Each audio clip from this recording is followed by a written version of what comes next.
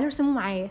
بس النهارده بقى انا هرسم باول الوان جات لي في حياتي. الالوان دي اخويا جابها لي وانا صغيره جدا، كنت في ابتدائي. يعني انا دلوقتي عندي 27 سنه، فاحسبوا بقى انتوا كان كام سنه. طبعا شكلهم معفن وباين ان هم قدام يعني، ومشكلتهم كمان ان هم ما فيهمش الالوان كلها. يعني انا متهيالي انا ضيعت نصهم او 3/4.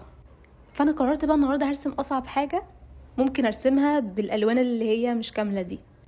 هرسم وش بالستايل بتاعي. الالوان اللي انا استخدمتها او اللي فاضلين من الالوان يعني اللي انا هستخدمهم النهارده كلهم هم الاصفر والبني والموف والاخضر واللبني والاسود واللون اللي هو البيج الفاتح. هم دول الموجودين معايا. بس انا طبعا استخدمت كل الالوان في وشها تقريبا، والبني الحمد لله كان مدي على احمر شويه، فحبيت اعمل بيه الشفايف وبقيه التفاصيل. والاسود كنت بستخدمه للتحديد او للرموش يعني. طبعا شعرها ما كنتش عارفه اعمله ايه، ما حدش يقول لي بني، ما اعرفش، حسيت ان انا استخدمت البني كتير قوي وكنت زهقت، فقررت ان انا هعمله موف.